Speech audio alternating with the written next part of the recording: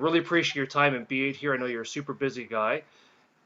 So the to kind of start it all off, it's pretty amazing when you think about the most recent film here, Guns of Eden. While everybody else was scrambling trying to figure out what the hell they're going to do to compensate for the pandemic that we found ourselves in globally. It all but stopped a lot of filmmaking dreams. A lot of films that are starting to trickle out that were all but stopped during the pandemic. Meanwhile, you found a way to make it happen. You're out running around in the woods, filming a friggin' action movie. How did that come about, Greg? How did you manage to pull off the impossible again? Well, Rick, before I get to that, let me compliment you on your decor. I see quite a few interesting items behind you. Yes. Yeah, they just Uh, accidentally appeared back there. the truth is, I've been in development in several years on a horror film that I want to do on a larger budget than the other ones I've done. It's a werewolf movie. It's sort of an offshoot of the Frenzy books, but it's not directly involved in that continuity. And one reason or another, it just hasn't come together yet. Family issues, my daughter developed some illnesses. Yeah. I wanted to shoot it in the winter. One winter we didn't have snow. The next winter we didn't have snow. There's just all sorts of unforeseen things that can get in the way. And I typically do a film every 2 years. That's just how long it takes me to develop it, raise the money, shoot it, edit, get it released. I wish I could do one every year, but that just hasn't been in the cards for me. And when the pandemic hit, this particular project just was not feasible because it involves 7 characters in a cabin, and that means 7 actors on set every day, special effects crew in addition to the camera crew. It's just not practical or safe during COVID. So that went out the window. But my 2-year pattern was broken. And I was coming up on 3 years without having done a film. And I was like, I have to find something to do. And I had written the script for Guns of Eden 25 years earlier. And I never tried to make the film because it was too ambitious. There were too many characters. There's a helicopter sequence. There's just no way I could do that on a micro budget. But the story takes place 90% outside. So of all the projects that I'd like to shoot, and I've got plenty, trust me, the one that had been the hardest to conceive doing suddenly became the safest and most practical. So, wrote many drafts of the script, had a collaborator in mind to shoot it and do the special effects, including the helicopter. And suddenly it seemed doable, and that's what led to the crowdfunding campaign. Typically, I either go to investors for all of the money for these films, or I do a crowdfunding campaign for development money and then bring in investors after the fact. For this one, I wanted to go all crowdfunding because we just didn't know what the status of the industry was, and I could not go to an investor and say, this is how likely you are to get your money back. Right. We don't know what's out there. When Widow's Point came out, we made some distribution deals right away with a sales agent, and then all the film markets shut down for a year. And that's how sales agents make their money. So, right. We're way behind on Widow's Point, specifically because of the pandemic. Had it come out a month earlier, it would have been a completely different story. Had it come out 3 months later, when indie films started playing drive-ins and stuff, it would have been a different story. It's all timing. And the timing was right, oddly enough, because of the pandemic, to make this one work. Awesome. Well, I think a lot of people would certainly use many adjectives to describe your working habits and the success you've had over the years, getting these movies out no matter what. Luck is not one of them. I mean, it definitely seems like it was 100% a matter of just opportunity meeting preparedness, and of course you're always prepared. It's perseverance. Yeah. And speaking of perseverance too, I know that once you made that choice to get this movie out, it was all just guns blazing until you got it made. But this movie goes back even further than that. From my understanding, you wrote the script originally back when you wrote, I believe, the Johnny Gruesome script, Slime City, when you're, what, about 19, I think? This one goes back that far, does it? It was a few years after that. Okay. So I, I had written, I had written the first Jake Helman screenplay when the Helman Files started out as a script. I had written the screenplay for that became The Friendly Way. Yeah. I wrote this one because a friend and I had been developing another project which he wrote, which was also sort of a war in the woods type scenario, but involved a lot more characters and it involved kids, which is really difficult to shoot. Yeah. And we had some legitimate creative differences because I was thinking as a producer and trying to make that script more manageable that we could actually make. And it just came to a point where the changes I wanted conflicted with what he thought was the heart of the story. So he said, he's a good friend of mine. He said, well, why don't you go ahead and write your own? So I did, more as an experiment than anything else. I wrote the script, I got it out of my system, I put it in a drawer, and I didn't think anything would ever happen with it. It was just something I had to do. Yeah. And, every 5, 10 years, whatever, I'd pull it out and reread it and maybe add a few things to it. But I didn't seriously start developing it to be made until I decided I was going to make it. And was that more of a direct result of the pandemic, where you thought, "What the heck can I do?" and you realized the logistics of this particular movie and how well it would work as an outdoor, socially distant movie?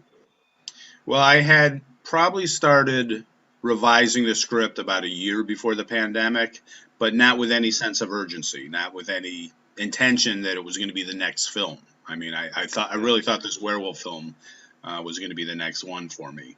And then when it was clear that that wasn't going to happen, I said, okay, well, I have this one, more or less in shape. Gotcha. And you're when you were saying the werewolf film, that are you referring to from your novella, Carnage Road? No, no. Carnage Road is a zombie project. It's a novella I wrote several years ago that Craig Sheffer optioned. He hasn't done anything with it. I've written a million drafts of the script. That will happen Yeah. someday. Whether or not it's me and him, I can't say. But no, the werewolf script is about werewolves, not zombies, and it is sort of in the frenzy way mold, except that I describe it as John Carpenter's The Thing with werewolves. Perfect. Okay. Well, yeah, it's been a long time since we've seen a really good werewolf movie out there, so that's exciting, because I know if it's in the back of your head like this movie, eventually it's just going to come out there. We're going to be able to see that one. It's one project where I know I need a certain amount of money to do it right, and I'm not going to Yeah. do it for less. Right. Johnny Gruesome is a case where I needed three Yeah. times the budget I had to make the movie I wanted to make, and we had to make all sorts of compromises on that. It was good to get it done. I'm Right. happy with that film, but this is not one that I'm willing to compromise that way. Perfect. And I know I mean, I'm sure there was lots of compromises that you had to do while shooting the movie, Guns of Eden as well. But what, besides the obvious of keeping everybody safe, I mean, what was it that allowed you to keep going when everybody else is either scrambling or just doing all the wrong things and not taking safety protocol into consideration? What did you find were the biggest challenges for you, Greg, when you're, filming Guns of Eden, and above and beyond the challenges of just what's typical for making an indie film? Well, first of all, as a producer, the most important thing that I do, aside from raising money, is putting together the right team of people. And I fill the crew positions the same way I cast roles. I consider the person's personality, what I know about them, what they show on social media. I interview them. So I don't really have some of the problems that you pinpointed at the start of that question. If you put together the right crew of people, you all work together, you work harmoniously, you look out for each other, you follow the rules. And I was really the first film, Guns of Eden was really the first film to shoot in Buffalo in the wake of this pandemic. A few big ones had shot and shut down just in time before the industry shut down. But there was a lot of excitement because of that people were able to get before the camera, behind the camera again. And so everybody cooperated in terms of that. You have to wear masks when you're indoors. Yeah. We did not force masks when we're outdoors because it's predominantly Outdoors. safe to do that. Yep. Plenty of hand washing stations and hand sanitizer and people looking out and calling the rules, reminders. We never had an instance where someone seemed to be violating the rules. And we had Zoom meetings beforehand and tons of emails. We didn't have any in-person meetings with the crew, but everybody knew what was expected of them, so that wasn't an issue. To the heart of your question, once I'm making a film, I mean, that's all there is. So I'm thinking of all the different facets every minute of the day. And in this case, Tamara was only on set about a third of the time. She had to be home with her daughter.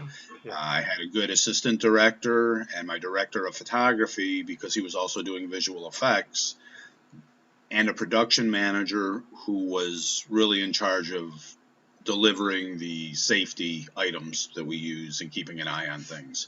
So we were really the team that had to do everything, but I'm riding on top of everything, and what I say goes at the end of the day, and I am the one who has to make the compromises, and this happens on every film I do. Right. Every filmmaker will say the chief problem is you just don't have the time to do everything that you want the way you want.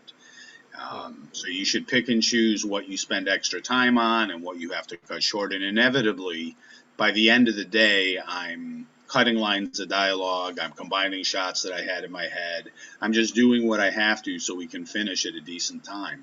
I typically work 12-hour days, which should be an 11-hour shoot day and an hour to wrap.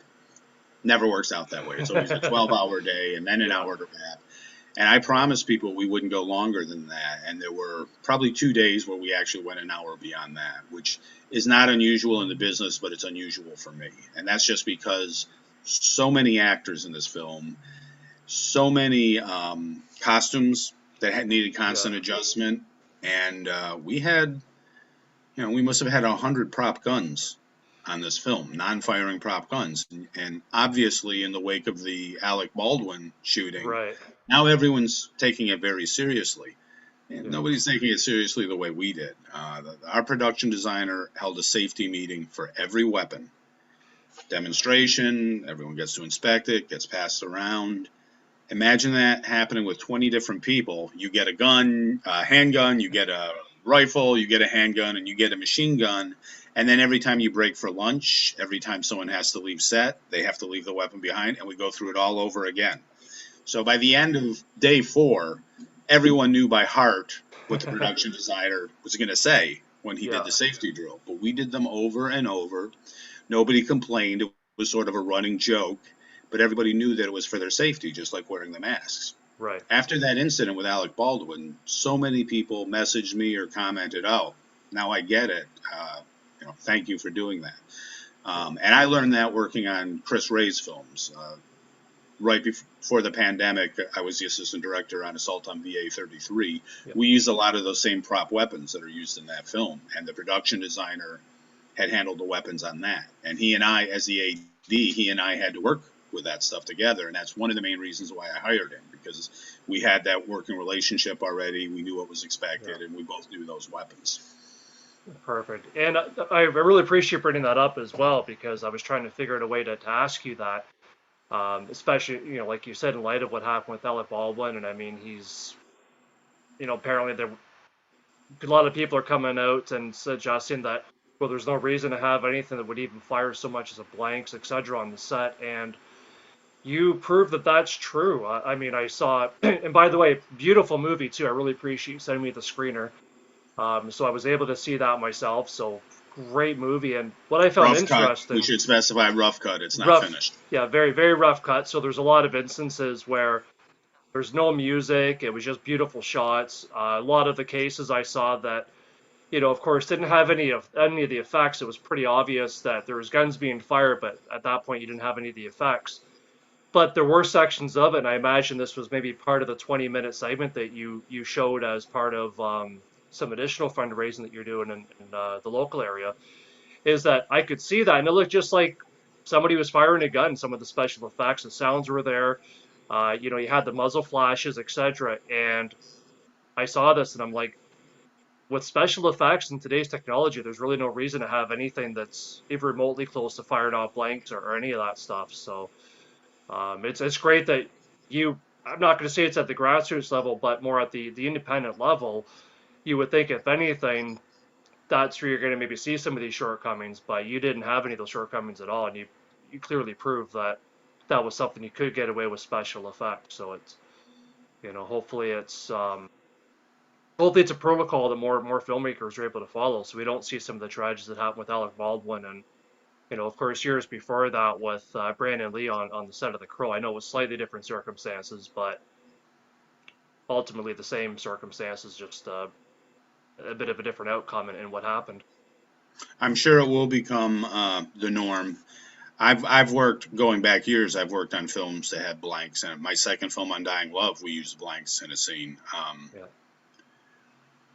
Yeah. Going back to Slime City Massacre, which was 2009 when we shot that, that's when I started using, not all my films have guns, so it's not always an issue, but that's when we started using the digital muzzle flashes, and ever since then, I've seen no reason to use blanks. Right.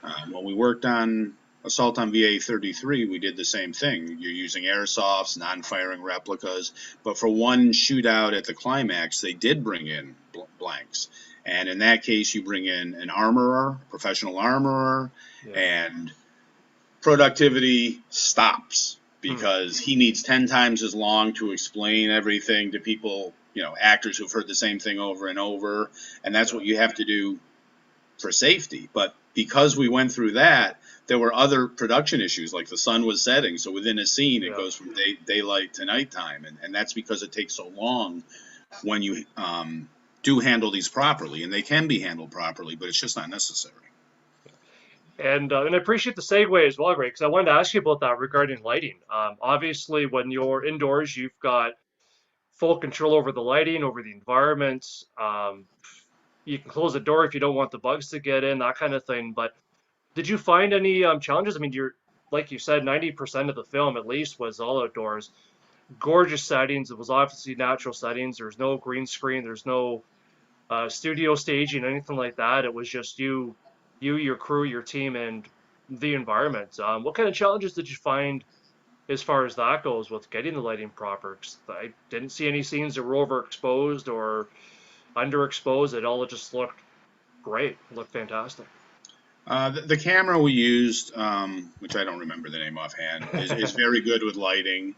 And, when the sun is too hot, you put up a flag and block the sun. And if it's not bright enough in the woods, because that's a problem shooting in the woods, you put a reflector in there and try and bounce some light in the actors. And you do the best you can. We did have problems, though. With a 16-day shooting schedule, my biggest worry really wasn't even COVID, because we knew we had that covered, was if we got rained out on any day. And that would have been hard, because that means we would either find a reason to explain rain in the film, or we would have to push that scene off and make the following day twice as hard. As it turns out, we got lucky. It rained maybe every morning. Didn't affect shooting, and the rain cooled things off, so we were more comfortable than you would expect shooting in the woods in the summer, and it kept the mosquitoes away. So the weather cooperated with us very much. But in terms of lighting, it was a problem, because the film takes place over the course of one day before the sun sets. The sun starts to set at the ending. But so there's a certain progression you should have lighting-wise. You shoot a film out of order, out of sequence all the time. And every day we would be fighting the sun setting. Filmmakers love what's called magic hour, that hour of dusk before it really gets dark. Well, I don't like magic hour when I'm trying to have everything consistently light. So every day of those 16 days, we would end up shooting something in that darkening period. Now, when the film is cut together, it seems to be getting darker throughout the film, and then you go to another scene and it's brightly lit. This will not be the case with the finished film, because one of the final steps of filmmaking is the film goes to a color timer who will adjust the colors and balance things out, make things brighter, make things darker, and it will be consistent. But it was something we were aware of, and I was frustrated with. I didn't really share that frustration, but my cameraman did. I mean, there's that sequence where they're running through the rock passageways. Yeah. And when we shot that, there was no sun. And we shot it when the climax where she mows the last guy down and she's standing up on the rocks, there was no light. So, you brighten it up in the editing. And when you brighten things up, it creates what's called noise, video noise, like when you watch a multi-generation copy of something. And then Right. you run a program that denoises it, and through all these steps, that looks fine. And that's what's involved, and that's one of the reasons why post-production can take so long. It's not just doing what you need to finish a movie, it's fixing things. Fixing it God. in post, as they say. Cool. I guess it's a lot like writing, where it's like that. You've got your story is what you put on the page, but of course the real story is what happens during the editing process, where it all gets shaped and gets molded Yeah. into the finished product. The expression is there's the movie you write, there's the movie you shoot, and then there's the movie you edit. I wish it was a lot like writing. I write that first draft telling myself, oh, this is going to be so hard to edit. And then I reread it and I think, oh, this isn't so bad. And usually I do one edit and I'm good. Yeah. And it's me. And then maybe a professional editor will find mistakes I made that I wasn't aware of and will make those corrections. But once you get into post-production on a film, I have one person who's got to marry the picture and the sound because they're recorded separately. That takes a long time. And then I select the takes I want, make my notes, and then the editor has to organize all this stuff. It takes at least a week for him to arrange these shots. And then we've got 2 months of him editing the picture, and then a sound editor comes in and does the same thing with all the sound. At the same time, the visual effects person is adding visual effects. Then we get the color guy to come in and do his thing. And then it goes back to the sound editor who adds the music that the composers have been doing all the time, and it all gets brought together. So there's all these different people now that I have to rely on because I can't do that work. I'm not that kind of a technical person.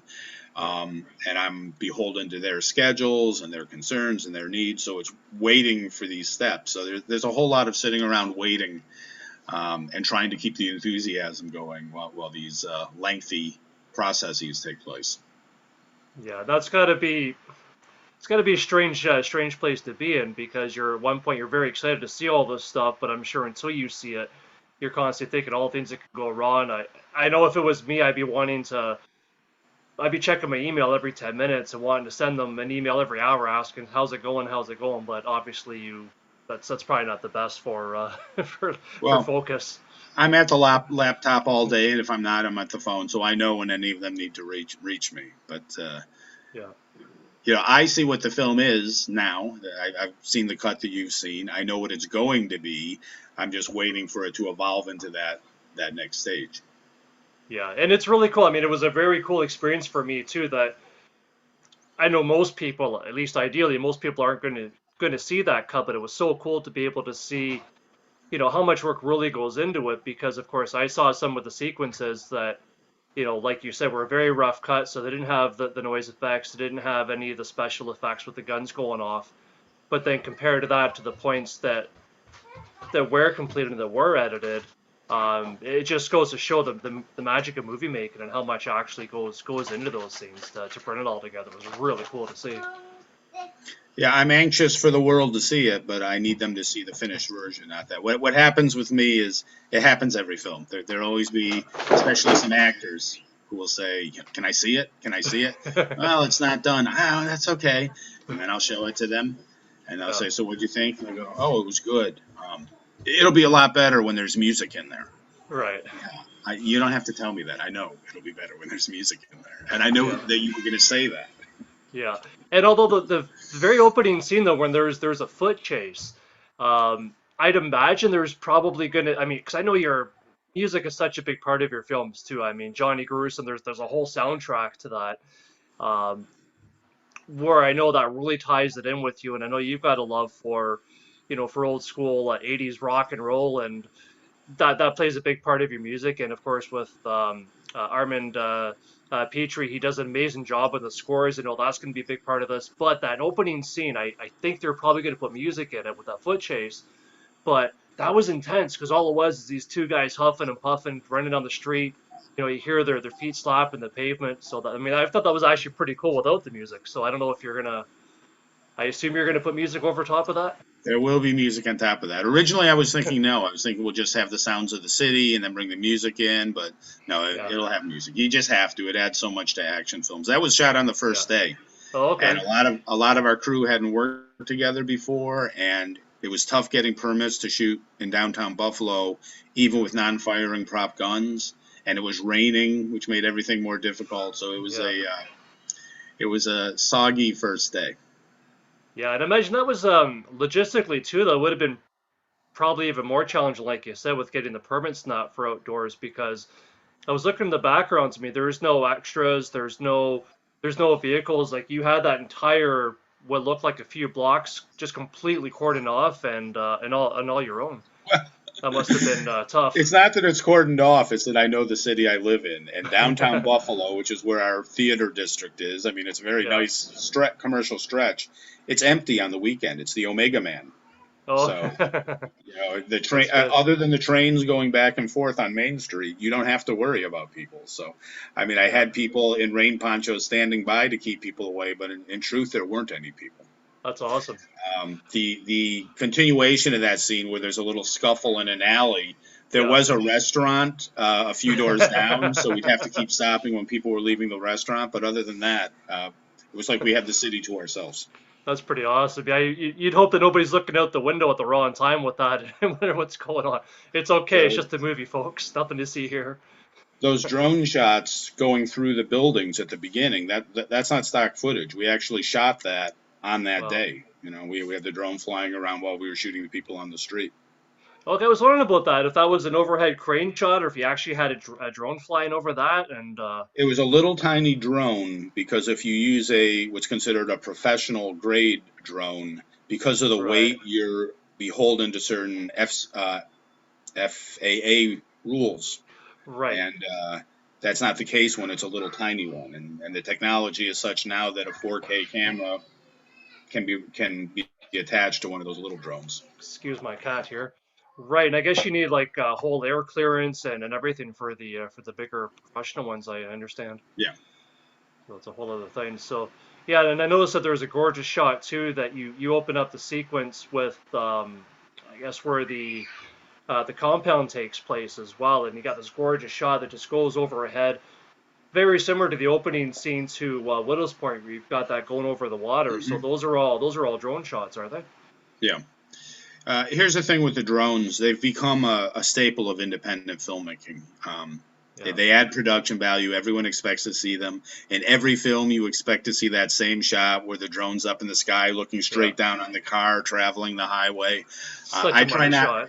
I try not to use the cliches, and I try to incorporate the drones into the story so it's more integral and you need it. So there Yeah, are establishing shots like I described, which brings us into the city, but there's that car chase sequence where the drone is following the car and then the car yeah. stops and it goes over the car and reveals the police car with the police officers and we move right up to them. So I That was a tried to do a few great things shot. like that. Yeah. We were very, it's a big film, but it's still a super low budget film. And one of the contributors to the Indiegogo campaign just said, "Hey, I have a drone and I've been doing a lot of drone work and I'd love to do some shots for you, for free." His name's Sold. Rob Dennis. And at that point, I started coming up with more drone shots that I wanted. So, Of course. he had to come Oh out man. probably 6 days to do multiple shots. And there's a Yeah. lot of great stuff that he did for the film that's not even in the movie. Yeah. But the stuff that's there is really effective. And I love having these conversations with guys like you too, because I mean, for the average person, I mean, I shouldn't even say the average person. I mean, I think the average film goer, I mean, outside of the MCU world, it is very educated as well. And they know their shots, they know what works really well. But I think for a lot of people too, you just know what works, and you've got the proper emotional engagement, not understanding the work and the techniques that actually went into that emotional engagement. And the one that you mentioned with the drone very slowly going over the cop cars, it's very beginning, you have no idea what's going on, and you slowly get immersed in this film, and you're like, oh, there's all these police cars, what's going on? And it's such a great opening scene. I mean, it's a way of sort of fading out of black without actually having that color scheme, and you've got that beautiful shot there that just slowly kind of brings people into it. And I mean, even myself inadvertently, I'm sitting closer and closer to my chair, trying to see what's going on and what's opening up before me. And it was just those little techniques that just make it. Obviously, you've been doing this for a long time, so you know how to get into people's heads and get them engaged in that way. It was just It's finally coming Such a cool together for shot. me. After all these years, right? Your 5-year plan of being in Buffalo starting to work out. 10-year I was plan. gonna say, yeah, 10 years later, the other 5-year plan, part two. 2 years away from 20 now. Holy smokes, almost a life sentence now. Well, listen, now that I don't know what forecasts you get in where you live in Canada, but in the U.S. with global warming and stuff coming, Yeah, I'm in a perfect place. There's no reason to leave. This is safe haven. it is. Well, yeah, we've got the same forecast too. I mean, I think we start. You guys still get a bit more of the intense weather, which means more rain, more wet snow. I mean, I think it's 15 degrees Celsius here. For the majority of the folks watching this, you can do your own conversions. But it's got to be what early 40s. I think it's got to be 15 Celsius, 30, 45, something like that. It's warm. Yeah, it's pretty mild here now too. So even up in Canada.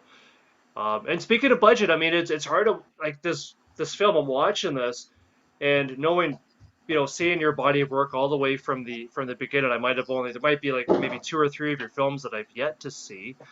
Um, but I've seen most of them, and it's awesome because, like you said, you've got a freaking helicopter in this film, and tons of vehicles, like lots of off-road vehicles, and it's pretty clear you didn't just go in to the nearest salvage yard and get people pushing these things behind it. They're actual working vehicles, and All right, I'll interrupt you right there. please do. I want The to hear the story. helicopter is about that big. It's a toy that's 15 or 20 years old, and it's just beautifully shot and composited. He did a great job. That's Holy Chris crap. Cosgrave.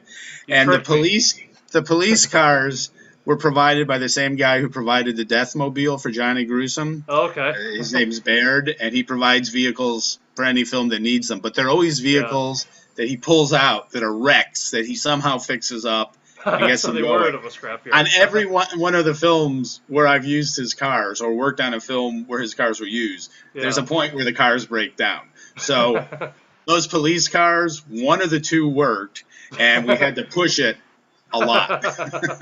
Oh, that's hilarious. That's funny. So No, I didn't mean to distract from your pending effusive comment, but I had to set the record straight. Well, I was completely wrong. I had it all set up. I could imagine these people pushing, and that's really what happened. That's hilarious. Yeah, like Fred Flintstone the cars. That's great. So, and yeah, you tricked me. So it's great. I'm like, because there's the one line in the movie where I don't think this is I hope this isn't a spoiler. I don't think it is. I can edit if you tell me it's a spoiler. But there's the one scene in the movie where, of course, the helicopter does the pass. They're trying to basically shoot at some people, and it was fantastic. I guess you have the blasting cap set up there properly, or maybe that's a trickery of FX. We can see that the bullets hitting the ground from the helicopter, and you must have just got the world's smallest soldiers to sit in the helicopter for that shot, because complete trickery, completely fooled me. It worked really well. Shame on you and congratulations at the same time. But there's the one line in there, though, where he's like, what do you mean you didn't get them? Circle around until you kill them. And you've got the mercenary from the helicopter, I guess, saying, you only pay me for one pass, and I did the best I could. Now they're all on your own. I can imagine you telling the guy that I thought actually flew the helicopter, saying, I'm not sure we got that shot. Go. Oops, sorry about that. My cat's a complete jerk. And you're telling the cat, you're telling the helicopter guy to go around again, and he's saying, sorry, Greg, you've only got the budget for that one pass. And I can imagine this kind of a tongue-in-cheek episode, but as it turned out, there was no helicopter, and you fooled us all. Yes, I had a helicopter in that story from the beginning. I never, other than the one big sequence and a couple of little appearances, I didn't want to do too much with it because I wasn't sure we could pull it off. Yeah. I mean, if it looked phony, I didn't want to keep coming back. Oh, there's that phony helicopter. Right. A friend of mine did a $500,000 action film, and they added a CGI helicopter at the end. And to people who play video games and are used to CGI, it probably looks fine. Right. But to me, I'm just like, wow, that looks phony. I know we can do better on our budget, and we did. So we bring it in, it does its thing, and we get it off stage. Nice. It'll be there, and it'll be there in the trailer, which is important. Yeah. Was it a remote control then, or was it? No, it was a toy. Literally a kid's toy, and Chris hung it on wires and shot it as he had to, and moved the camera when he had to. He had a couple of people help him. I wasn't there, but we talked about it. And we planned it a lot, and he shot tons of shots, and there were a couple of instances where the characters are just looking at it off screen where I thought it was the wrong angle. He said, "Oh, no problem," and he had the angle I wanted all shot, and it went right in. So that was, for him and me both, that was probably our biggest concern on what would look realistic, and it looks great. So Yeah. I mean, like I said, you completely tricked me, and I mean, I was watching it. No distractions on my laptop. I was, leaning in on the shots, and yeah, I just thought, holy crap, well done, you. Way to meet those stretch goals. I guess this is what it gets you, a helicopter. the funny thing is for all the shooting and all the planning and everything, Yeah. we ended up shooting the sequence itself on the last day. We had a lot to shoot on the Okay. last day, which is predictable. Hmm. And all the footage of her being chased and running and everything, we shot that in an hour.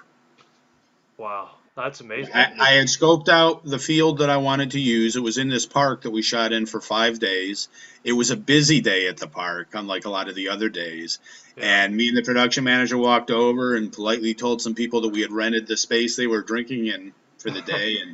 And the husband exploded and started cursing, and Oh, we Jesus. tried to reason with him, and then the wife started cursing, and then the Oh, son no. was saying "fuck you," and the guy threw his beer at us, and it's like, what is going on? Jesus. And they stormed off. And then I said, well, you can stay here and we'll shoot around you. And they stormed off anyways. We brought the cast out. We brought the actress out. We brought the drone out. Okay, shoot here. Now run here. Do this. We got to get this. And we moved on. It's just, you got to move so fast when you have a schedule like this. And it's a great Yeah. sequence. I mean, it really does look good. That is awesome. And who knows, maybe that little crowd interaction helped to spice up the energy for that particular running around and get the adrenaline It going. just convinced me that humanity's insane. That's all. Yeah, These absolutely. people are out there and they're crazy and they're all around us and there's no escaping them. Yeah, Jesus, it's just absolutely crazy. And it's like, dude, you got like all these 5 factions of these killers here. Like, you really want to be here? Like, come on, just shuffle on. So that's awesome. And yeah, like I can only imagine, like, it's such a physical movie too, Greg. I mean, I can only imagine what your food budget must have been like just to keep everybody fueled. Was that a problem? Like, was there a lot of rehearsals where you're telling everybody, okay, you got to get into shape for this movie. This is what's going on, or did people kind of, was there a lot of takes No, for that? it was more telling people to make sure they were behaving before shooting started, that they weren't going to parties, that they weren't exposing themselves to COVID, that there Yeah. was a period before the shoot where they had to be safe in addition to being on set. In terms of, there's 2 big knockdown, drag-out fight scenes in the film.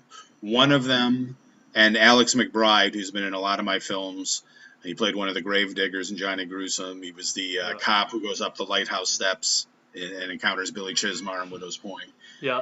CITY Massacre. I mean, really, he's one of my regulars. He choreographed the fight for Johnny Gruesome, and I wanted him to choreograph the fights on this. And he's got 2 kids now with a third on the way, so his time is not what it used to be, but he made himself Yeah. available. So the one big fight between the woman and the guy, I had him get together with them on one of our days off, and they worked out all the choreography that he had planned. So that was set. The other one, between Jeremy, the other police officer, and the Yeah. guy, which is like a wrestling match. I know you're a wrestling guy. I mean, Yeah. that really was like a wrestling match. It was good. That was also shot on the last day, like the helicopter stuff, and they were working that out right up Yeah. until we shot it. And that is an impressive fight because it's all one shot. There's no cutaways. Yeah. And so hats off to Alex. He really pulled it off. Those 2 fights, I think, are really borderline extraordinary. I thought so too. I thought it was really impressive, and like you said, yeah, I like, a big fan of that stuff. So I was like kind of watching for everything, and it was really well done. And the special effects were amazing. I mean, I love the fact you put so much of your influences into this. I know you've mentioned before that it's kind of a mixture of Billy Jack, of of Rambo, of course, and the Warriors, and you put all that on show here. And I mean, there's some serious eye gouging scenes in there, and I mean, the one little weapon that um, it would make such a great keychain, and I could see people going on eBay or trying to find that thing. It was They're almost readily available. I mean, those kitty cat yeah, self-defense, anti-rape keychains have been around since the 70s. Wow. Well, I think there's some people out there that'll be, yeah, they'll be wanting to collect a few of those things. I Hopefully think not I think for that having will to use elicit them, but cheers. I think so. Yeah. I mean, it was just great, and I love the fact that this is basically like the woman equivalent of a of Rambo. I'm probably gonna botch up her name, Alexandra Faye Good luck. Sadeghian. Sadeghian. Thank you. I Sadeghian or wasn't sure if it was Sadeghian? enough. Yeah. Good. Well, I don't feel so bad then. So, no, she did a fantastic job of just keeping up with that. I mean, she had, you know, it was. I mean, I know with the filmmaking, you always want that right look, and she had that where, I mean, she's a very attractive woman. You wouldn't really maybe, but she's also got obviously the physique. So when she went from, just kind of camping out, laid back to all this physical activities, it wasn't a stretch to believe it. I mean, she really embraced that, and watching her kicking some serious ass, I mean, it was very believable, and especially these days and age. I mean, people are watching MMA, watching the women's fighters that are, popular, and you got these, very very feminine looking women that can just are absolute badasses, when you put them against the cage or in a corner or whatever, and she definitely rose up to that challenge. It was very believable. Well, I will tell you, I think more than any film I've done, and I'm including Johnny Gruesome and I'm including Widow's Point, Yeah. where we got so lucky to have Craig Sheffer take that role. This film completely hinges on having the right believable person in that role. And I knew Yeah. this 4 years ago when I started thinking kind of seriously about it. And I knew I wasn't going to find anyone local, but that was my goal, was to find a local actress, because Yeah. you bring somebody in from town, you got to put them up in a hotel. It just eats into an indie budget so much. So rather than do casting through the usual sites that I do, where you just get people you don't know sending resumes, I reached out to other filmmakers. I asked other filmmakers to try and recommend someone, and filmmaker recommended her, and apparently she had already sent her resume in to one of our calls, and Yeah. Tamar really was the one. My wife Tamar was the one who said, "Oh, this is the one." And I looked at her, and I wasn't sure, because in my mind this character had to specifically have Irish features, and that's the character I've been living with for 25 years. So sometimes it's hard to step away from I that. can imagine. Yeah. But we watched her reel and some monologues she posted. It was clear she would be very good at the role.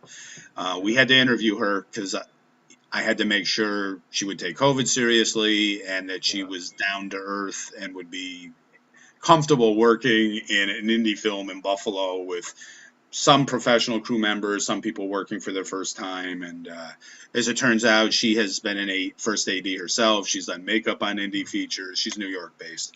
It was very Perfect. clear to us she was the right person.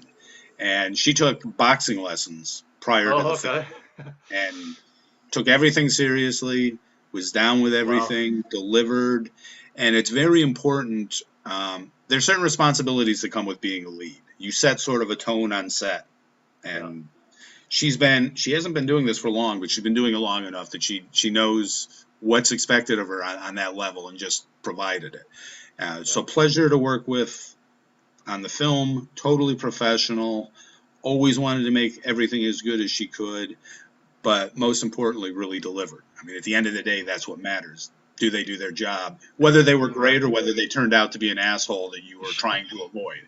Sure. She wasn't. She was marvelous, but she's great in the film. So she was the right casting choice for sure. Awesome. Kudos to Tamar for having the instinct to point that one out and insist. And she hammered on me because, I was kind of on the fence, and I was considering Yeah. her. I mean, I didn't dismiss her, but she just kept saying, no, I think this one. I think this is the one. So she was right. Oh, we You got have to some. go with your gut on some of these things. And I think the entire primary cast is great. I mean, so many of those supporting roles are really good.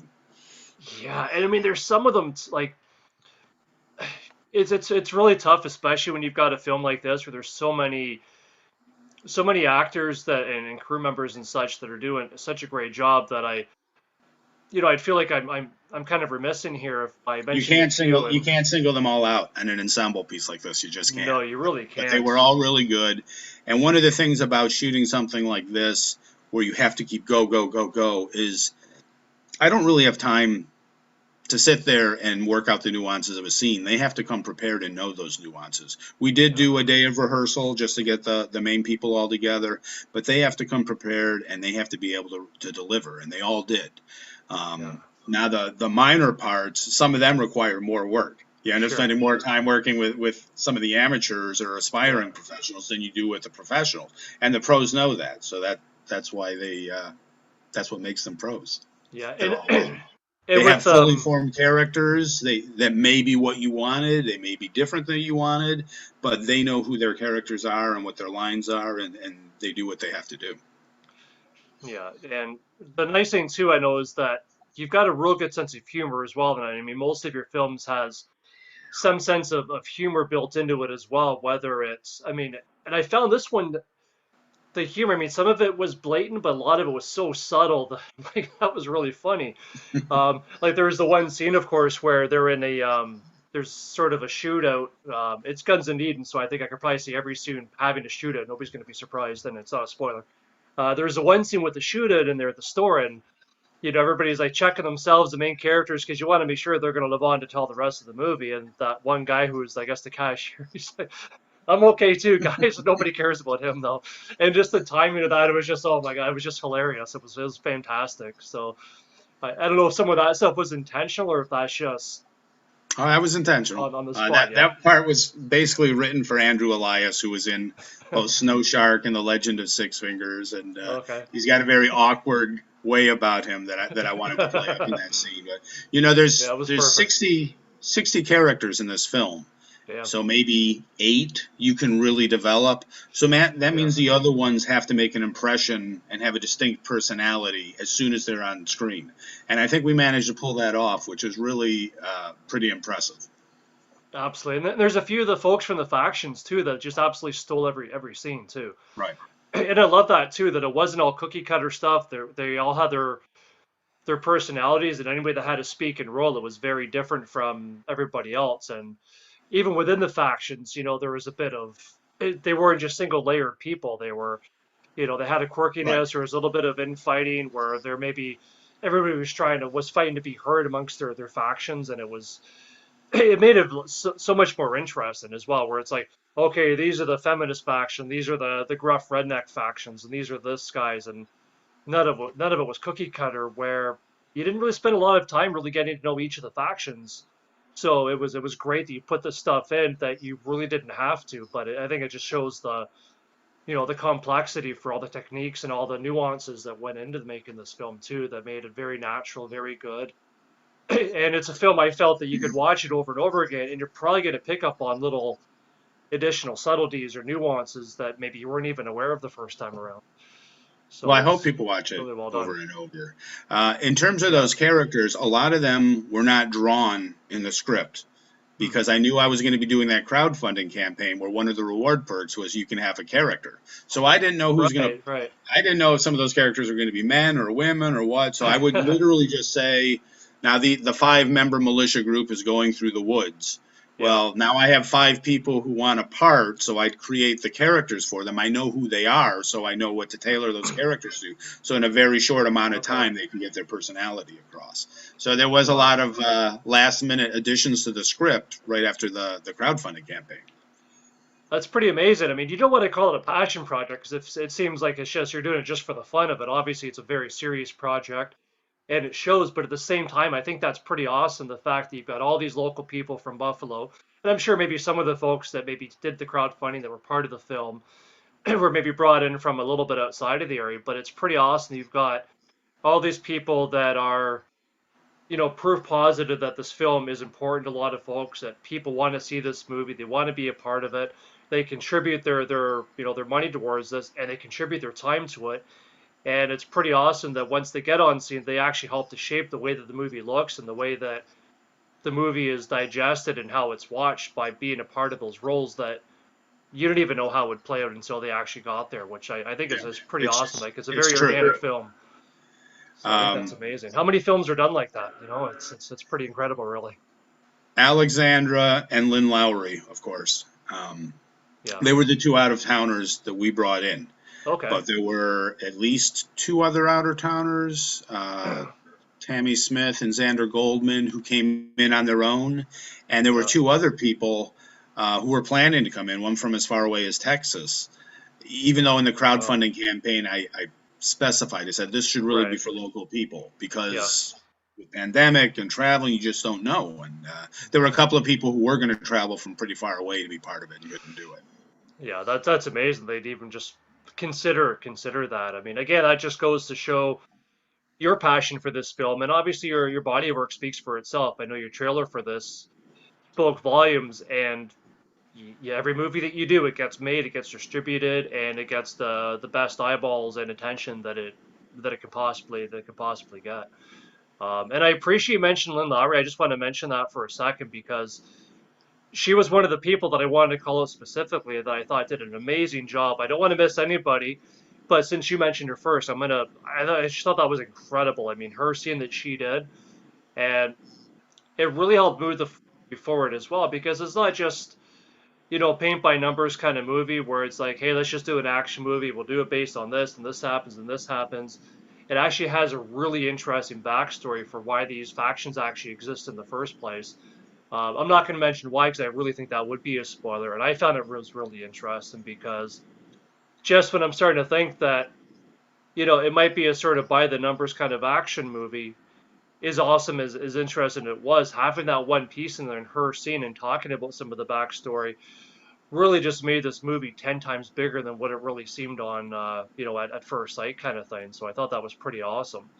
Was her scene, was it always designed to be the way that it was, where she's Yep. there and she's kind of like Yep. an oracle of the movie, where she had that moment with, with Alexandria's character in the film. So it was a real Yeah, it was crossroads always and at the 2/3 mark. She was always there to provide certain information and to yeah, confront the cops and basically to give Alexandra's character a chance to sit down, gather her thoughts because she's just moving and fighting through yeah, most of the film.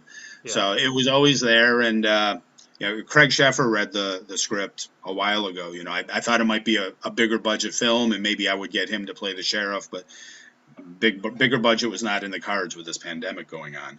yeah. Um, and he thought she was the most interesting character in the film, which I thought was Yeah, I thought so too. I thought, I mean, she reminds me of, I'm sure you've seen the movie before. Hopefully, most of the folks watching this have seen it too. But there's a movie I'm thinking of called The Lost that was made from the Jack Ketchum novel.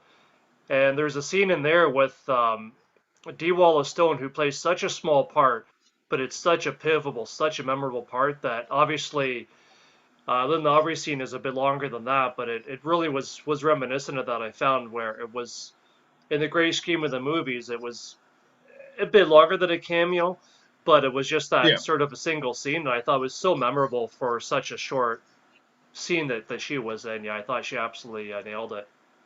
Well, And I mean, her character's really, it's a sequence, not a scene. So she's really in like four scenes together. She's in right, 8 minutes of the movie, and it's a 90-minute movie. So it's a fair role. It's a significant. fair role, and she's excellent in it, as I knew she would be. And the Yeah, the real reason I wanted that character there was in that scene more than any other. I wanted to hit home. There are certain as elements of the Western genre in this film, and that yeah, character is basically the woman living by herself on the prairie. That's who she is. yeah, yeah. And she nailed it. And I love the butting heads too with her and her and the sheriff. And it was just these two strong forces where you've got sort of the good who's basically generation of all these bad things that have happened, and then you've got the sheriff just absolutely butting heads together without shots being fired. It was a really intense standoff. It was so good, and I mean the sheriff was amazing. He definitely has a gravitas where everything he said. I mean, I sat up. I'm wanting to pay attention to this guy to make sure I'm doing what I'm supposed to be doing. He just had such a powerful presence. That's Bill And Kennedy playing Sheriff Bill Preacher, Kennedy, yeah, who's basically the Brian Dennehy character from First Blood. That's yeah, except more nefarious.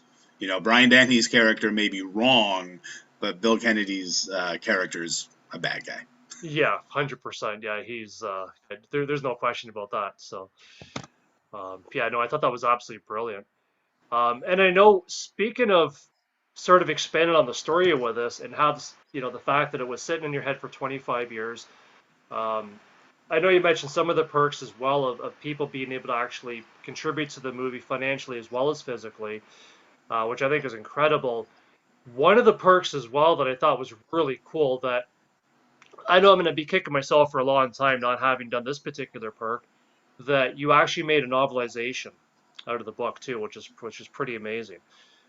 Was this novelization, was it done post post production, or I mean, obviously not post production, but was it done as you're making the film or before the film, before some of those other organic scenes kind of took place with the actors? I imagine it was done before, right? It would have had to have been. So the novelization's not done. Okay. That's Aha. something Okay.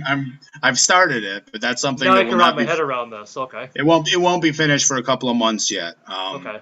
I did commission, Bob Freeman did some drawings for Yeah. me early on, which I used in Oh, the cool. campaign, and I did get Glenn Chadbourne to do 4 new illustrations just for the novelization. Yeah. Uh, but when I decided I wanted to do it, I was kind of upset when Johnny Gruesome came out that Medallion didn't do like a reissue of the book with now a major motion picture on the cover. It's Right. something I always wanted because I grew up reading novelizations before anything else. Sure. So I knew I wanted to do something like that. But more important, I knew that there were certain concepts and scenes that I dropped rewriting it over the years, and I've got all those drafts. So when I was a kid, it used to bother me when I would read like a Marvel comic adaptation of a movie and the dialogue or scenes were a little different than what was on the screen. But now Yeah. that's what I find interesting. So Yeah. I want to include some of this material that got cut out, and it'll be a different story, a different experience for sure. Okay. But it's a couple of months off yet from being all written, and then it's got to go through editorial and packaging, and it probably won't be delivered to people until spring. Okay. But all the other perks have gone out, and this is a good one because it'll be a trade paperback, it'll be a hardcover, and it'll be one of those fancy hardcovers with the slipcase, and it Yeah. will only be published. I'll probably do an ebook down the line, but it'll only be Okay. published as a print edition for contributors, and anybody who gets that perk, um, their name is included in the special thanks of the book. So they'll receive credit in the film as well as in the book, Okay. which is something different. It's something I haven't seen before. Now Very I'm cool. speaking in the present tense.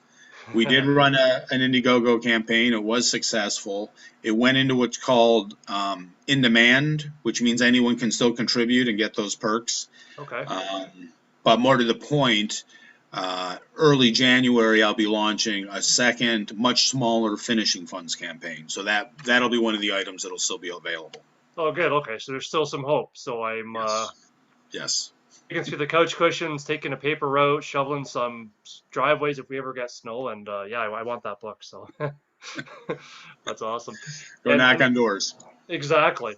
And I'm going to put you on the spot here for a minute. I mean, I think that you're probably expecting this at some point, me asking you this. So this book. So I know it's been a little while since we've seen an actual novel come out of you, because and I'm honestly kind of blown away that you're making a friggin' movie and you're writing a friggin' book all at the same time. I mean, some people would take either or as that's good enough, but of course, you never sleep, so I guess you've got time for this kind of stuff. But is this going to scratch that itch for you as far as not having written a novel in a little while, or do you think this is going to ignite a bit of a fire where you're going to want to maybe focus on writing some more novels down the road as well, or is it all about the films for the foreseeable All future? right. So there's multiple pieces to the answer. Okay. The only reason I started writing novels was because I knew I could never raise the budget to do a Jake Helman film the way I wanted to. So the Yeah. Jake Helman series was really what it was all about for me. Okay. I got lucky that Medallion Press believed in me. They published Johnny Gruesome first. When I couldn't, I won the publishing contest for the first Jake Helman book, and then I couldn't Yeah. get anyone to reprint it. So I said, okay, I have to do something else to lure a publisher in, and that's why I did Johnny Gruesome. I dusted off Johnny Gruesome, turned that into a book, Yeah. and they loved it. And I said, okay, well, what I really want to do is this series, and they said, okay, and they allowed me to write Jake Helman book after Jake Helman book. I did 6. I wanted to do 9. And then I ended up condensing it down to 8. But the 6th one, which was meant to be sort of a fake happy ending before the real shit starts, they said, "Oh, this really does seem like an ending." You know, the books are selling less every one, even though they're getting better with each one. So we're just going to call it an end there. So at that point, I really lost interest in writing novels. I was happy to write the Frenzy books and Julian Year and Black Creek, alternating with Jake Helman. But once you pull Jake Helman out of the mix, it kind of lost its appeal to me. Right. So that's number 1. Number 2 is it's a lot of work being a director. It's very physically exhausting, and I feel like I have to concentrate on this aspect right now while I can still do it. I'm going to be 58 in the spring. I figure at most I've got 10 years, if I'm lucky, probably going. 5 or 6 as a director. Yeah. And I can write, so I can write anytime. However, it was always my plan when Medallion folded and I got the rights back to continue in some form. And I have 2 different Jake Helman projects that I want to do. One is a greatly expanded version of the first book, which isn't going back and putting in material I cut out. It's material I have developed as part of a proposed TV series that really expands the middle of the book. And it's so good that I feel like it's got to see the light of day. So maybe I'll just do that as an ebook. But there was an actual ending in mind for this series. And I'm going to write that book one way or the other. I'll self-publish it. I'll do whatever. I'll crowdfund if I have to. But the ending that I had in mind will see the light of day. Perfect. Well, everybody knows the endings are the most important part. So I guess it's something you have to do now. Just recently, in the last month, an idea has sprang to mind that I would like to do as a book. Yeah. But there's only so many hours in the day. I got to get this film done. I want to get the next film going, and I got to finish this novelization, and I have these 2 Jake Helman things I want to do. When will I find all the time? I don't know. Exactly, and you're a family man on top of that too, and busy one at that. So it's time is always the killer. Family time is the same thing as TV time. Let's be clear. Yeah, that's good. Well, hopefully your family TV time is expanded beyond Curious George. That's all I watch around here. Well, I kind of miss those days. I miss Wonder Pets and the shows my daughter watched when she was little. Yeah, I remember them more than she does now.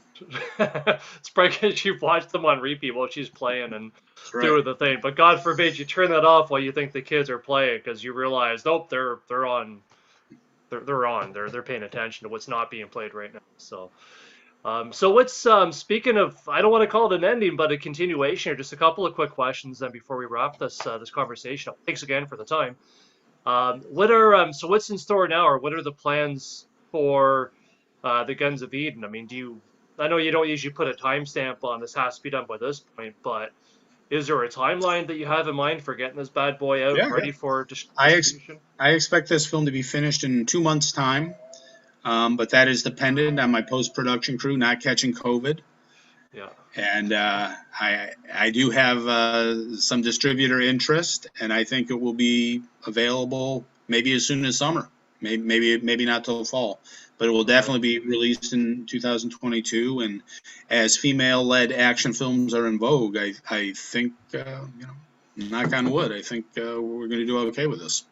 Absolutely. I mean, I know, like you said, even the Ghostbusters, they did an all-female cast, and I think it got quite a bit of hype. But unlike that movie, this one doesn't suck. So that's a different thing, though. I mean, I remember when a friend of mine got married 30 years ago, and I went out to California, and I was at a pre-wedding party, and some guy roped me into a conversation. He just kept obsessing about how he loved comics, but he didn't love female comedians. And I think there's this very specific bias against female comics in the industry that doesn't apply to action films. Yeah. Female-led action films do well because guys like to see women kick guys' asses, and women like to see women kick guys' asses. Absolutely. And it's a female-led action film, but I have other heroes in the film as well. There's other main characters, and it's a huge ensemble cast. So it is a female-led action film. It can be marketed as such, but it doesn't have to be pigeonholed that way. It definitely aimed at fans of 70s thrillers and 80s action films, and there's just all sorts of ways they can go with it as far as promotion. Yeah, and the one thing that I like about this too, Greg, is that's actually a really good point that you make too about how it could be you don't want it to be pigeonholed and it could be considered that, but it's not really your intention. Is that there's a lot of I'm thinking G.I. Jane for example. I mean, she's a badass, but there's a lot of emphasis put on her if in the beginning sort of being put beneath all the men actors and she's being tortured, she's bothered, she's got a lot of weaknesses, and then she rises up to the top. Whereas this film, you don't put any real emphasis on the fact that she's a woman, that she's in this weakened condition, and that she just has to, maybe she gets in touch with mummy power or something, and she kind of rises up and to the challenge where you don't even really notice that. I mean, you completely transcend any kind of gender in this because she does such a fantastic job through the entire thing that you don't really have much of a chance to think, wow, this woman's really, she's really kicking ass for a woman. You don't get any of that. You're just thinking this person is just absolutely incredible. She's totally kicking ass because you don't really have those intentional focuses put on there. She's just another actor who happens to be a woman that's kicking ass. So Right. I really like the fact that you don't put those emphasis on that stereotypical aspect of a woman who's kicking ass. I'm glad you point that out. And one of the reasons that I did that is because 5 years from now, those kind of specific references would feel dated.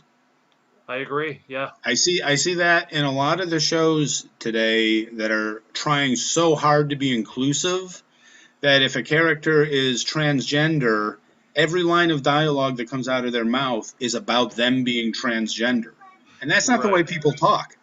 Exactly. Yeah. That's putting a message ahead of a character. And that feels new and current now, but when people go back and watch these shows in 10 years, they're going to say, why do we need to know that? Why are they going on and on about this? I can tell who they are. Right. And it would be the same thing with if every single character said, but you're just a woman, and then gets his ass kicked, it would feel pretty silly and sillier a few years down the road.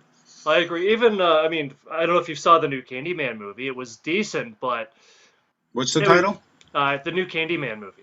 I have not seen it yet. Yeah, I just found it was really overstuffed, and they did that where they had. I mean, it was very well done. It was very well acted, well directed, but it just seemed a little bit forced too. Where you did have a relationship with the guy that was drawn. I don't want to spoil it if you haven't seen it, but I mean, you know the history of it. You've the short story and stuff forbidden and whatnot, but there's some fairly main characters, at least in the beginning, where there's the man that's drawn to the Candyman. I'm trying to think if she was his wife. I think no, I think it was just his fiance. But her best friend happened to be in a her best friend's husband was best friends with a gay man. So which is fantastic. I mean, I thought that was really well done, and it's about time that a film was done where they had those different relationships. But unfortunately for this film, it just seemed like that was kind of forced because that relationship really had nothing to do with the film. It was just put in there almost like a PR kind of thing, as well done as it was, and it was really unfortunate. So, and I found that um, your film, by comparison, didn't have that, where there wasn't anything really jumped out at you, like a pop-up book, where it's like in your face. I need you to understand this, so I'm going to put this. I'm going to make it stand out, even though it doesn't really reflect on any other parts of the film. It's just there. So again, as a comparison, I really like the fact that you didn't do that for this film. It was part of the film. It wasn't any kind of anything really in your face as far as that goes. And I One think of that's my a sign of the times. one of my influences is William F. Nolan, the guy who wrote Logan's Run, and Yeah, I mean he wrote probably 2,000 short stories. He was a contemporary of Ray Bradbury. As he died last year, or was it yeah. this year? Unfortunately, it was a Um, bit earlier this year. I think about 3 or 4 months I was ago. pen pals with him when I was in high school. Oh But wow. I used to read lots of interviews with him, and he was in turn inspired by a Western author named Max Brand. And the thing that they had in common that they both believed in was character through action. So what a character does says more than having them speechify. So that is something that I tried to take into consideration when polishing the script, to try and have Megan Forrest, the hero, react to things and be proactive without speechifying about what she was doing. And it was fun to write a character like that, who didn't have to say a lot. Yeah, perfect. And I think, to draw the comparison with Rambo, I think that's a lot of what made him work as well. I mean, some of the scenes where he's just doing stuff, he's just reacting, he's preparing, you can almost see his, the wheels turning in his head, and you get so much more out of his personality without him having to actually talk. You can just see what he's doing. You can see what he's channeling. I found it was really effective. There's a lot of character in Sylvester Stallone's performance that people don't realize, and people dismiss, and people who haven't seen the films make assumptions about. But yeah, he's a thinking guy. Very much. He's just not an articulate guy. Exactly. He's a doer, not a thinker. I guess as far as what he portrays. So very cool. And so where do you foresee? So just a quick question then before we do wrap things up, Greg. What do you foresee down the road then as far as where your focus is going to be going into? I know you mentioned that early part of January you're going to be doing some additional funding. You have the novelization that you want to complete. Are these pretty much your two main focuses, other than providing communication and guidance through the post-production editing process? Well, I need to start looking for financing for the Werewolves film, because I'm doing that in 2022, no matter what. I'm finding a way to do that movie. And I have some promotion that I have to be doing, because 4 of my older films, Slime City Massacre, Dry Bones, and Killer Rack, which have all been pulled from Amazon. Amazon has really become the enemy of independent horror filmmakers. They're all going to be available on Tubi. So in order to generate revenue off those and get some money to my investors of all of those, I have to promote those and make sure that when they're available that everyone knows it. Perfect. The werewolf one, do you have a title for that yet? Is that based on anything that you've already written? The script's been written for several years. I keep rewriting it just to make it better, or to have different versions set in different seasons, because that's an important factor of the story. Not a title I can share. I have a lot of fake titles, so just Werewolf Project is good for now.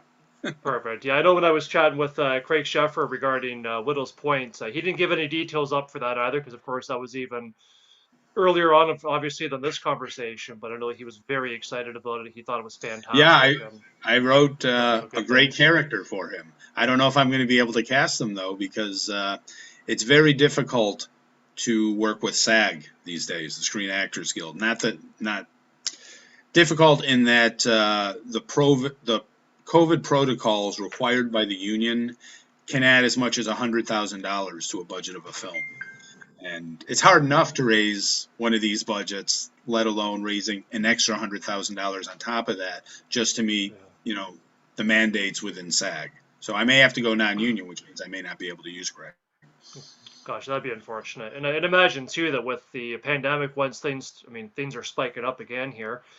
But imagine once things get a little bit more looser, hopefully this time next year, more people are vaccinated, etc., that it's going to be such a huge bottleneck, I would imagine, too, for studios and all these working actors that all of a sudden are going to hopefully find themselves with more work than they know what to shake a stick at. They're probably going to go for what's going to pay them the best, especially with more of the, as far as the independent actors.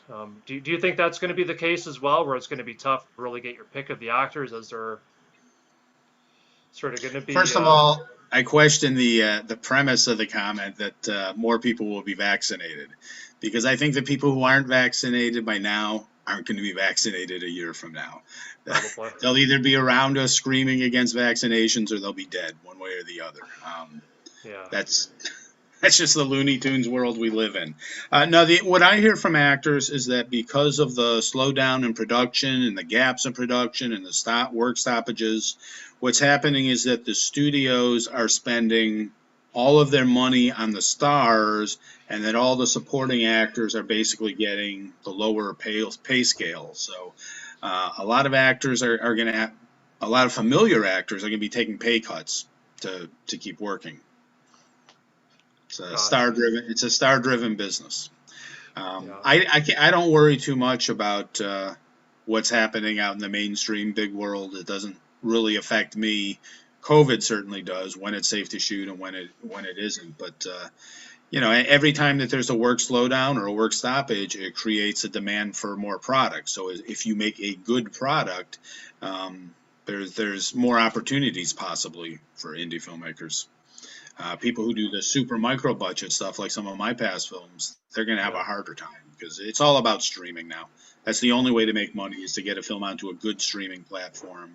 And the Yeah. $50,000-$60,000 films, there's just no money to be made for them, unfortunately. No, definitely, it's a sign of the times, and especially with the theaters. I mean, I think they're, at least around here, they've talked about not loosening the restrictions. So I mean, theaters, you can, I think just anybody can go to them now. It used to be there'd be two empty seats in any direction all around you and stuff, which wasn't too bad. But I know they've lifted that now, so I think it's a matter of time before they start shutting down now, and just everything's like you said, just definitely pointing to streaming services. I mean, as we're Um, talking, there's probably more streaming services popping up or in the works to pop up, and it's the new wave. I've spent a good part of my adult life working in movie theaters, and Yeah, most of them were what's called art house theaters, specialized theaters, right. foreign films, costume dramas, Yeah, some quirky indie films. But the market for those films has completely dried up. The older audience that would go to those films is still not does not feel safe going to movies. So number one, there's not the same sure. kind of product, but number two, they're not coming. I mean, West Side Story just opened, and with all the promotion for that film, having a $10 million opening points to it probably being a bomb. And Yeah, that's because there's only room for these films on some streaming services. So yeah, until the pandemic is corrected in some way and something changes, it's going to be harder for theaters to survive, and more product is going to go to streaming, which means it's going to be harder for people to find that product. The Power of the Dog, the new Jane Campion film, just came out on Netflix, and it made a big yeah. splash, and it'll get nominated for some awards. If that didn't happen, a week later it would just disappear into the Netflix void, and people who missed it wouldn't even know it existed. So Right. things are always changing. Things have always been changing, but they're changing faster now, and it's hard to keep up with it and to anticipate what's going to happen. So you really just can't worry about it too much. Yeah, and you mentioned Tubi as well. Sorry, I know I said one last question. Here I am going on asking a few more. Um, are you with the? You mentioned Tubi, so I know for Netflix it's probably very exclusive. Where if you're on Netflix, you're on Netflix. Period. Do some of the smaller ones like Tubi, um, Shiver, I think was the other one too. Do they allow you to be in multiple streaming services, or are they all basically the same licensing? Where if you're with one, you're that's it. It's different for all of them. I mean, Netflix, um, if if they get you before you play anywhere else, they'll pay you more money and sign you to an exclusive deal, but Okay. they don't pay much to indie films. I mean, unless you're an indie film like The Witch, which Netflix didn't pick up, but a film of that type, which really Right. blows people away at a major film festival that people are talking about in the press, unless you're a film like that, Netflix pays a couple of grand. And they Yeah. lock you up for 3 years. Whereas, Shudder had Slime City for 3 years. Shutter, that's They the paid one. it. They paid us a fair amount, and we were still free to show other places. That's good. Tubi and sites like that show uncut films but still have commercials. It's all revenue based, so you get a portion of the commercials that they run. Oh, okay. That's why it's important that a lot of people see it. So Yeah. Killer Rack, which I happen to think is a hilarious film It and is one of is. my best films, has had the hardest damn time because Amazon has pulled it off twice for objectionable content. Jeez. Anyone watching, it's a Zucker Brothers type zany comedy about a woman who gets breast implants that eat people. And it's very silly and very funny and really not Yeah. offensive. I mean, it's just goofy. Yeah. And Amazon called it porny, which is ridiculous because there's literally 1 second of actual nudity in the entire film. Some of my favorite reviews are reviews that make fun of it for being a film called Killer Rack that doesn't have any topless nudity. But Amazon keeps taking it down. And Yeah. Jeez. on a service like Tubi, I don't think that's going to happen because Tubi TV, basically, its whole thing is it presents itself like a video store. You know, when you're surfing through there, it's just like walking through the aisles of a video store. They should have an interactive type system so you can do that. I think it will survive and thrive on that platform. So that's probably going to be the easiest place to see most of my films. Only two of them, will not be on Tubi because Johnny Gruesome and Widow's Point already are. Of all films, a super cheap one I did for $13,000 called Naked Fear is available on Netflix. And that one does have topless nudity. That one's not labeled porny, you know? What the hell? It just makes no sense. And It's even got the word naked in it. I mean, it's Naked bizarre. Fear is as suggestive as Killer Rack, I think. I don't know. Even more so.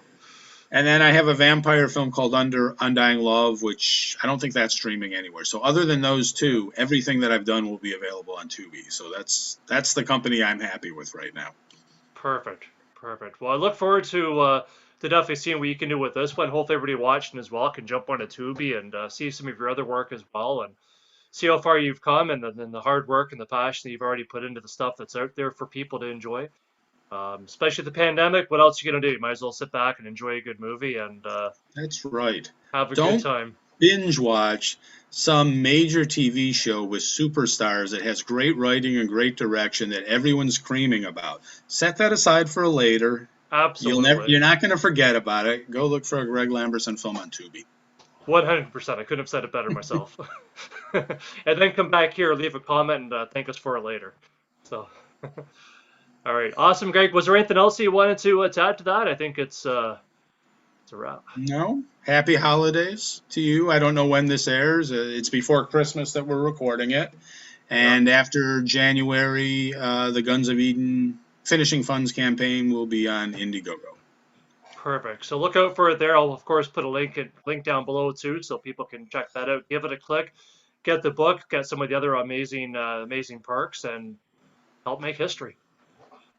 Make history. Yes. All right. Well, thank you very much, Greg. I really appreciate all the time again. I know you're a busy man, so thank you for this slice. It's been Thank awesome. you, Ricard. Great. Thank you.